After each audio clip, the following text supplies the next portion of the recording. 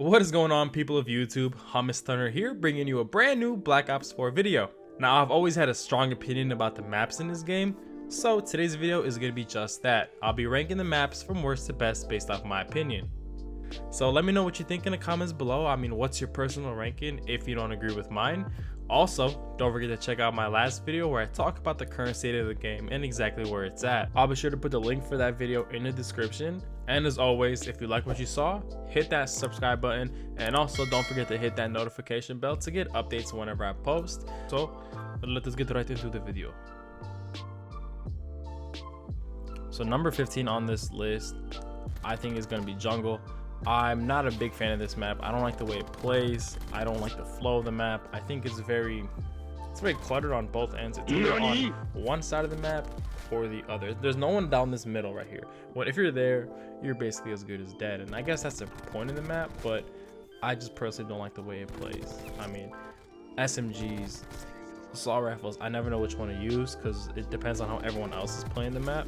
In this game, for instance, everybody was running gunning, and it was really tough for me to like stick with one gun. I had to constantly switch and use Maddox and SOG. I even pulled out the Paladin at one point.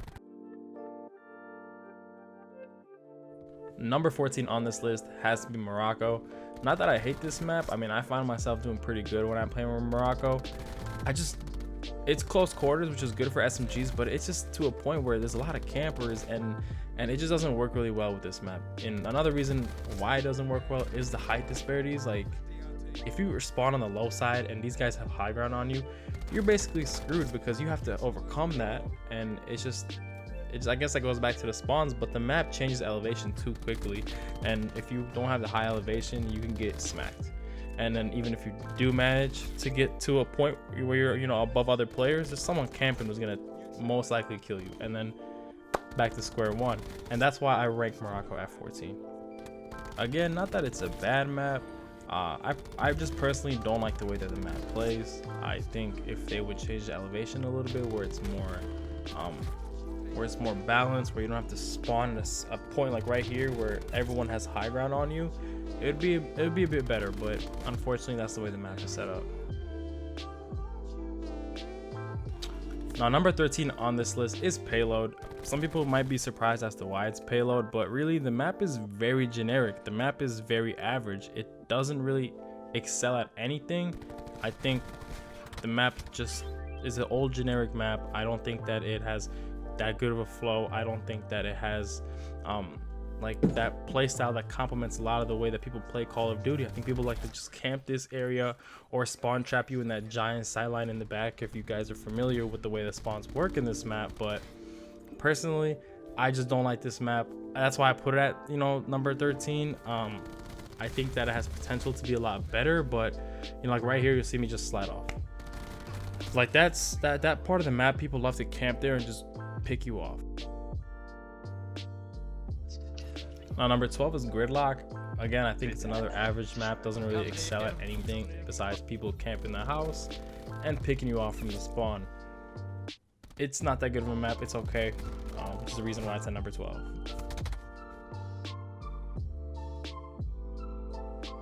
How the good old days of Nuketown have changed. I think this map is a lot different than it used to be. It honestly doesn't play that well in this game, which is why I'm giving it a ranking of 11. I think it's too chaotic for Black Ops 4. I think LMGs are the main gun in this game. Everyone loves using LMGs, which makes this map really hard to play. I mean, people will camp these corners, or they'll sit there and pick you off with their LMG, and then people will ruin zipline all the way to your spawn, grab slam you, and just go on with the SMG rampage and take out your whole team. Now, some people can see that as a good side of Nuketown, but it doesn't play how the old Nuketowns used to play. I think the best Nuketown was the Black Ops 1 and 2 iterations. Black Ops 3, even with the jetpacks, I mean, you could kind of explain the chaos in that one. This is boots on the ground, and it still plays very chaotically. It's a good map. I love Nuketown, but not in Black Ops 4. Now, Contraband, I'm gonna switch the tone up a little bit. I think Contraband is actually a really good map. I put this at a 10. I love the way that the map has, you know, a bunch of lanes you can go go across to flank the enemy team. And I really love the water aspect of this map because that has helped my ass numerous times. You actually see in this video, I went ahead and took the water, and you'll see me go ahead and flank them from the outside. And I think that's actually a really smart idea that they added into Contraband. And you'll see me take out 5 people right here just because of that little area that they added. But the map is really good. I mean, the reason I gave it a 10 is because there's other maps in here that are a lot better. By no means does this make this map not good. I think it's a really fun map, and I think it's just a breath of fresh air in terms of the maps in this game. I think Contraband is one of those maps that are going to survive the test of time, and we might even see a remake of this map in the future. Hacienda. Okay, this map might be the more controversial one, which is why I'm going to put it at a 9. A lot of people can get put off by this map due to the fact that it's like a giant box. I mean, there's one lane here, one lane on the other side, the middle, and then you could probably flank on the outside, but people don't really like to use that as much. But in my opinion, this map is fast paced, it's to the action, it's clear cut, it's direct in your face action, which is why I think any kind of gun really excels in this map. I wouldn't try to run down these sidelines with the SMG if there's an LMG at the other end, which is why you could use the middle, you could use the other end to flank them, or you can even use the outsides of the map. Which is why this is one of the maps that really excels in a different kind of gameplay. It excels in fast-paced gameplay. It can even excel in long-range gameplay. You could sit on one end and pick people off, or if you want to be that guy who runs up like I do, that's just the way I play, go ahead and do it. Flank them, go around outside. They won't expect it because they don't know which side you're coming from. Which is the exact reason why I give Hacienda a 9. I mean, there are better maps, but this map is worthy of a 9. I think it's pretty good so far. Let's hope it stays that way. Let's just enjoy the next few seconds of me smacking this other team as this guy runs past me because he has no idea what he's doing. And here I come, and goodbye.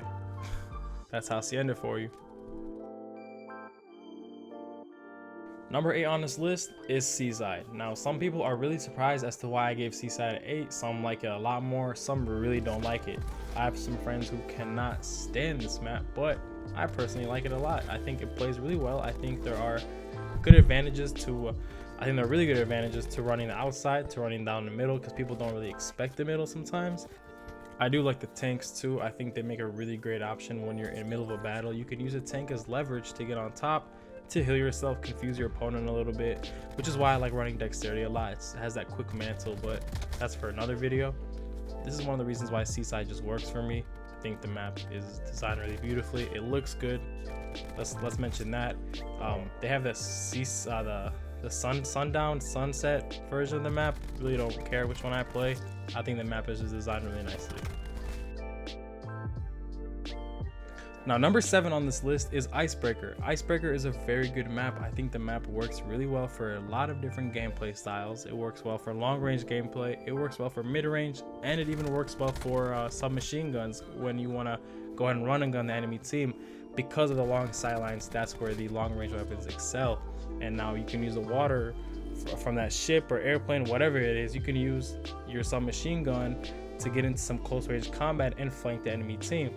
That does go back to the spawns of this game. They're not that well. I think they're too inconsistent when it comes to flipping. You can find yourself getting pinned down by the enemy team really rapidly, which is one of the things that make Icebreaker, number 7 in the spot. By no means is it a bad map. I think it will survive the test of time. I think it is a very good map. There are just some kinks with the spawns that need to be worked out for making this one of the top 5 best maps in this game. With that being said, I do like this map a lot. It does complement my playstyle. This match I wasn't doing too hot, but there are matches where I usually do really good with the guns that I use. Now, number 6 on this list is Militia. Now, people don't really like this map. I mean, at least the people that I play with, but I don't really understand why. I think this map is very good. I think it excels, like Icebreaker, it excels in a lot of different play styles. You could play long range. This is one of the maps where you get long shot medals, and it could also excel in submachine gun play, AR play. I think the map has a lot of good variety to it. There is that house that everyone likes to go to. I am one of those people, I will be the first one to admit it, is I love going to that house. And I think if you can hold that house down, you can win the game. That's one of the choke points of the map, where if you can control it, you can find yourself winning the game, which is why I like Militia. I think it's one of those maps that require a little bit of tactical gameplay. The reason why I put it at number 6 and not an even better spot is just due to the fact that there are some sightlines where you can get your pin down from your spawn, like right down here. If you look to the right, there is a spot where they can just pin you down from the house, or you can even pin people down across the bridge from that house. I mean, if they were to fix the spawns a little bit, maybe push them out so you're not getting spawn trapped as much, or pinned off by snipers or whatever, I think this map could be an even better map. Number 5 on this list is going to be Arsenal. In my opinion, I really love this map. I love the way that it plays, especially this sightline that I'm currently on right now. The one thing I really like about this side is there's a lot of cover for you to move to the other side of the spawn, to the other side of the map. And you know, there's a lot of head glitches, of course, but it's just set up really well to the point where you can navigate your way through either the vents or through the middle, or duck around, even run out of the map for a few seconds to submerge on the other end. That's I think something that's really smart, and it plays with Arsenal's you know, it goes in its favor. It plays well with the way Arsenal is set up, and not to mention it works well with mid-range guns. Number 4 on this list is Summit. I really love the way that Summit plays. This is a classic as well, so you know we have to bring it back. About Summit, it really has stood the test of time. Like I said, this is one of those maps that you can complement any sort of game style to. If you want to run and gun, it works. If you want to play assault rifle, it works. If you want to play shotguns, knives, even snipers, tactical rifles, it just works in this map. And that's the best thing about Summit, is it's a map that really complements to the playstyle that you want to go for. It has good spawns, has good distribution of you know, action, you know, where all the gunfights take place. I think it just works really well, and that's why I'm giving it a number 4. Coming in at number 3, Firing Range, and I'm pretty sure a lot of you expected this. Firing Range is hands down one of the best maps Call of Duty has put out across all their games. Now, yeah, they've released a lot of good maps like that, just like Firing Range, but this is one of those maps where you see it pop up on the little vote for which map you want to play. You're gonna click Firing Range. You're gonna choose Firing Range because this is one of those maps that works well for everybody. People memorize. It's one of those maps that are gonna stand the test of time, just like Summit and Nuketown. This map just works, and I love the way that it plays. I love the way that you can run and gun, you can long range, because the sightlines are really long, but there's so many ways around the sightlines that really works for people who run SMGs like me, or who run assault rifles. This is one of those maps that's made really well, optimized really well. It works well in Black Ops 4, you know. And I was kind of hesitant on how this map would play at first, but I realized, giving it a chance, that this map is just really damn good, really good. And right now you see me kind of getting a merciless. I kind of went in on them. Like right there, he was, I don't know what he was doing, trying to take out my sniper's nest, but this map works, and it's the reason it's at number 3. Number 2, Frequency, and this map is a Black Ops 4, you know, edition. It's a new map, and it's amazing.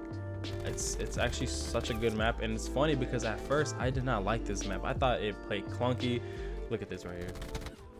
He pre-fired early and still killed me, but anyways, this is one of those maps when it first came out and I first played it, I didn't think I would like it. I thought the map was gonna be